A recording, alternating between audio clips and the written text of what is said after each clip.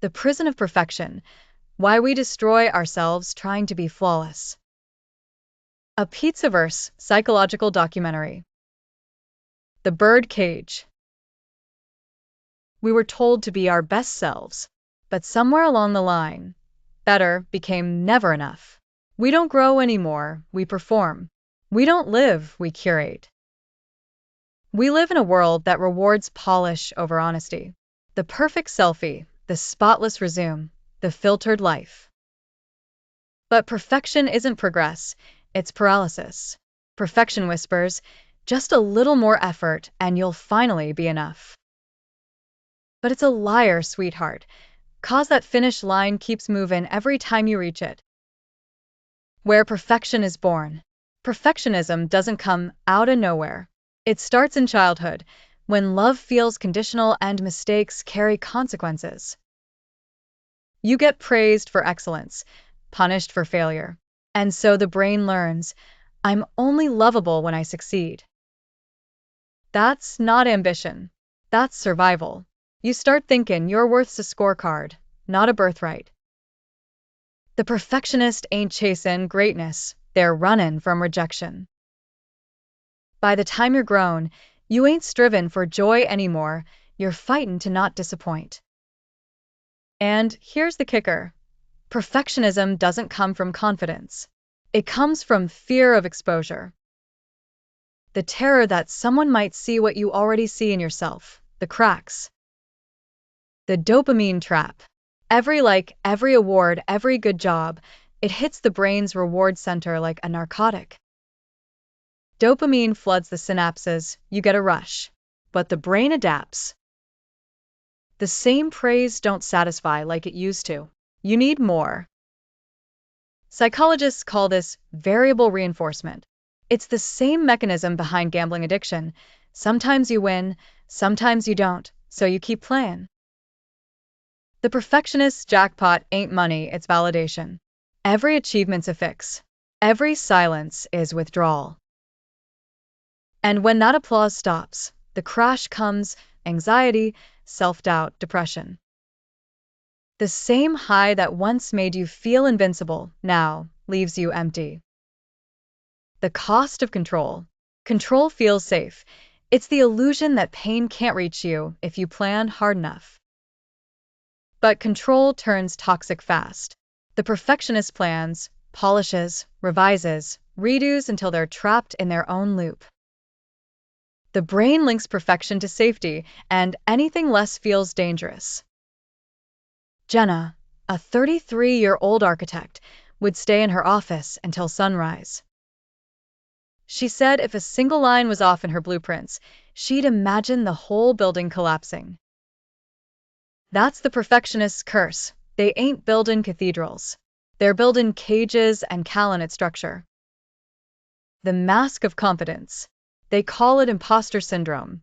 You can be brilliant, successful, admired, and still feel like a fraud. Why? 'Cause perfection don't feel like achievement. It feels like delay and exposure. You're waiting to get found out. Perfectionists hide behind a mask of competence, flawless, calm, unbothered. But inside, they're screaming. Perfection ain't confidence, it's camouflage. And it's lonely as hell. You can't let people in, 'cause they might see the mess you're hiding. So you smile through exhaustion and call it professionalism. But what it really is, self-erasure. The science of impossible standards. Neuroscience shows perfectionism rewires the brain. The amygdala, your alarm system, fires off at every hint of failure. Meanwhile, the prefrontal cortex, your logic boss, works overtime trying to prevent mistakes before they happen. That's why perfectionists feel anxious even when they succeed. Their brains are addicted to anticipation, to fearing the next fall more than enjoying the win. They don't live in the present. They live in the potential for disaster. Over time, that constant stress erodes the body, high blood pressure, insomnia, autoimmune flare-ups. The mind's prison starts leaking into the flesh. The collapse. There's always a breaking point. You can't outrun your own biology. Burnout hits like a silent collapse. No energy, no joy, no will. The perfectionist's body shuts down before their ego ever admits defeat. The moment you realize you can't be perfect is the moment you finally feel human. That's the paradox. What feels like the end is actually the beginning of healing. Escaping the prison. You can't cure perfectionism by trying harder. You gotta unlearn it. Healing means rewiring how you measure worth, not by achievement, but by acceptance. You start small, miss a deadline, leave a typo, say no. And guess what? The world don't end. Slowly, your nervous system learns that imperfection ain't danger, it's freedom. Peace don't come from mastery. It comes from mercy for yourself. The rebirth of real. When you drop the act, life gets heavier, but it's real. You start connecting again. People respond to your authenticity, not your armor. You realize the cracks in you were never flaws, they were entry points. Light gets in through damage. Growth starts where control ends. Perfection's a dead language. Humanity's the translation. And that's the moral.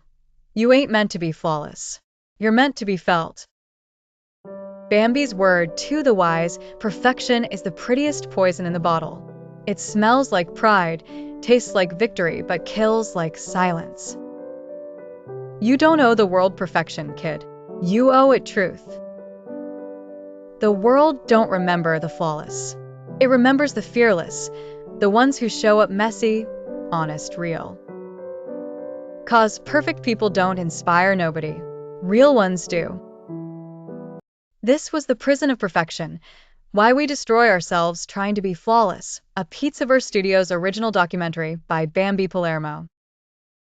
If you saw yourself in this story, remember, you ain't broken, you're just human. Hit that subscribe button, drop a comment, and join the Pizzaverse network for more truth, more heart, and no filters. Next up, The Ghost of Approval, Why We Need Everyone to Like Us. 'Cause after we break free from perfection, we gotta face the next addiction: validation.